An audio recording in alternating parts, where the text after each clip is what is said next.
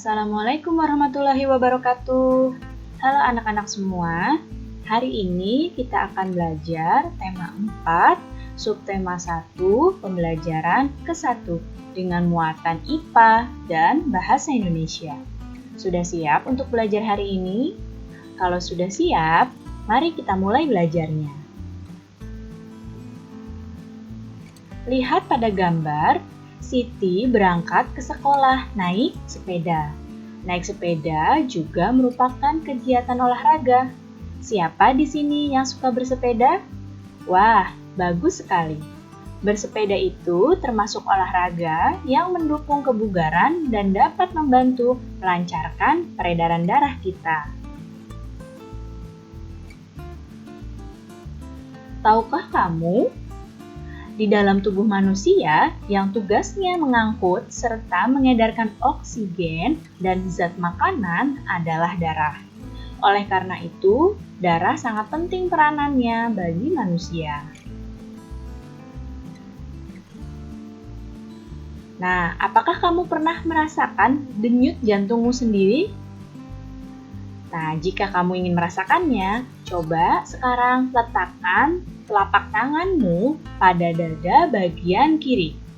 Nah, kamu akan merasakan ada denyut di sana. Nah, denyut yang kamu rasakan itu adalah denyut jantungmu sendiri.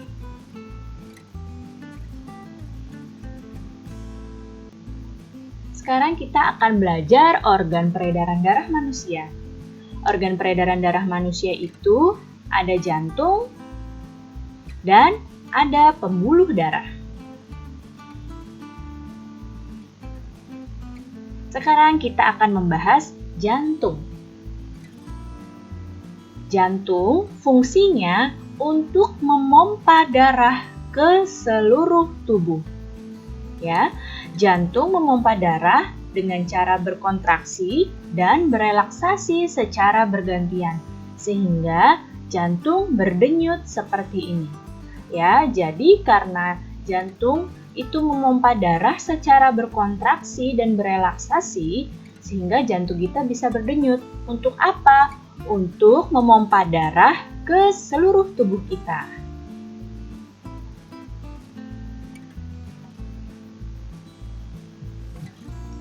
Jantung terletak di dalam rongga dada di sebelah kiri. Ukuran jantung kira-kira sebesar kepalan tangan pemiliknya, ya.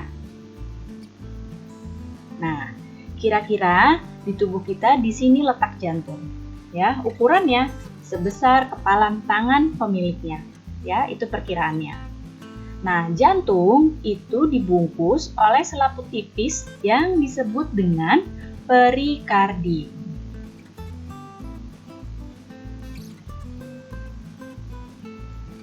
Sekarang kita akan membahas bagian-bagian dari jantung manusia. Bagian jantung manusia itu ada serambi dan ada bilik. Yang mana serambi dan yang mana bilik? Perhatikan baik-baik gambar jantung berikut. Ya, lihat panahnya. Yang ini namanya serambi kanan. Nah, yang ini namanya serambi kiri. Kemudian yang ini namanya bilik kanan dan yang ini adalah bilik kiri. Jadi jantung kita ini terbagi jadi 4 bagian, ya. Yang atas ini disebut dengan serambi, ada serambi kanan, ada serambi bilik, dan yang bawah ada bilik. Bilik kanan dan bilik kiri. Setiap bagian jantung ini punya fungsinya masing-masing. Di sini kita lihat serambi kanan ini fungsinya untuk menerima darah kotor atau darah yang banyak mengandung karbon dioksida dari seluruh tubuh. Ya, ini tugasnya serambi kanan. Jadi menerima darah yang banyak karbon dioksidanya dari seluruh tubuh kita. Kemudian serambi kiri, ya, yang ini tugasnya menerima darah bersih, yaitu darah yang mengandung banyak oksigen dari paru-paru. Ya, serambi kiri menerima darah yang banyak oksigennya dari paru-paru.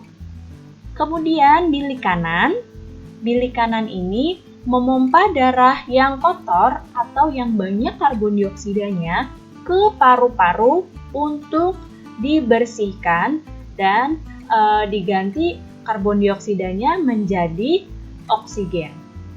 Kemudian bilik kiri ini fungsinya untuk memompa darah bersih atau darah yang memiliki banyak oksigen ke seluruh tubuh manusia.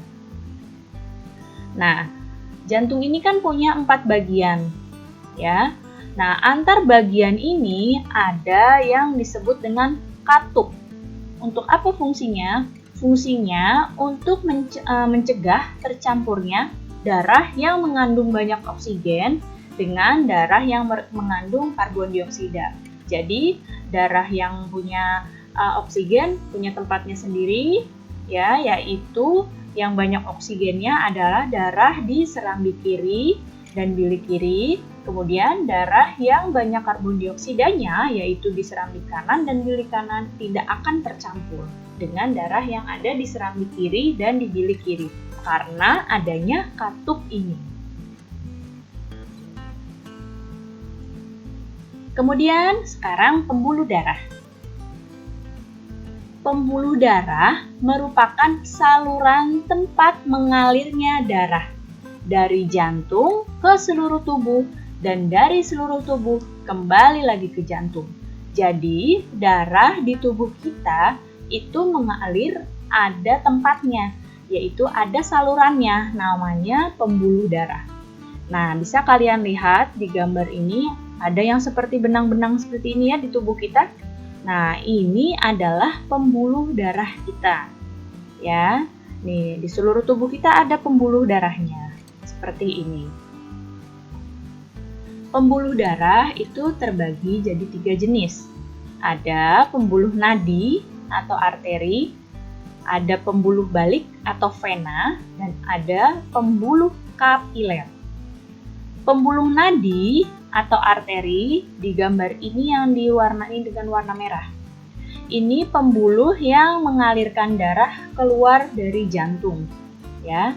Kemudian kalau pembuluh balik, ini disebut dengan vena, pembuluh yang membawa darah balik lagi ke jantung atau pembuluh yang membawa darah kembali lagi ke jantung.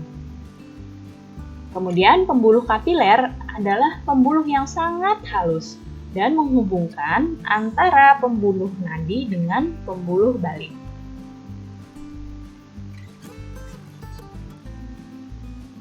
Nah, perbedaan antara pembuluh darah. Perbedaan antara pembuluh nadi dengan pembuluh balik. Kalau pembuluh nadi ini letaknya di bagian dalam tubuh kita, ya. Kalau pembuluh balik letaknya di permukaan tubuh yang tampak kebiru-biruan. Jadi kalau kalian lihat di permukaan kulit kalian ada seperti urat yang warnanya agak kebiru-biruan, itu adalah pembuluh balik, ya. Kalau pembuluh nadi nggak kelihatan, ada di dalam tubuh kita. Kemudian kalau pembuluh nadi, ini dinding pembuluhnya itu tebal, kuat, dan elastis. Sedangkan kalau pembuluh balik, ini pembuluhnya ini dindingnya tipis dan tidak elastis.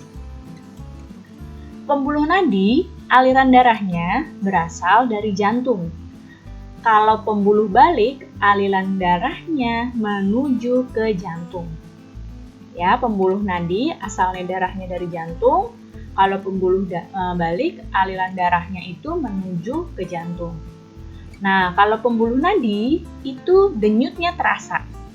Ya, kalau pembuluh balik itu denyut tidak terasa. Jadi ini beberapa perbedaan antara pembuluh nadi dengan pembuluh balik. Nah, sekarang kita akan membahas proses peredaran darah. Ada yang disebut peredaran darah besar, ada yang disebut peredaran darah kecil. Nah, lihat di sini pada gambar peredaran darah besar dan peredaran darah kecil. Peredaran darah besar adalah peredaran darah yang mengalirkan darah dari jantung, nih, dari bilik kiri, lihat panahnya, kemudian ke seluruh tubuh kita, kemudian balik lagi ke jantung ke bagian serambi kanan. Ini peredaran darah besar dari jantung bagian bilik kiri ke seluruh tubuh, kemudian balik lagi ke jantung ke bagian serambi kanan.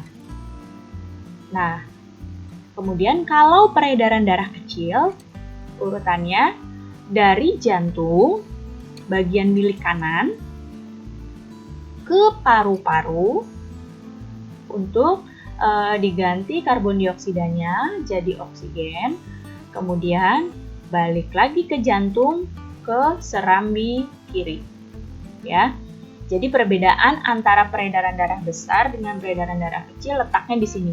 Kalau peredaran darah besar itu ke seluruh tubuh, kalau peredaran darah kecil itu ke paru-paru. Nah, lihat ada anak yang akan membacakan sebuah pantun. Rambutku lebat, rambutku subur. Tidak dapat dipasang jepitan. Tubuhku sehat, kuucap syukur, darah mengalir tanpa hambatan. Nah, yang tadi dibacakan itu adalah sebuah pantun. Tahukah kamu apa pantun itu? Pantun itu merupakan salah satu seni merangkai kata. Pantun melatih seseorang untuk berpikir tentang makna kata sebelum berujar. Pantun dapat digunakan untuk mengungkapkan perasaan seseorang mengenai suatu kejadian atau peristiwa yang dialaminya.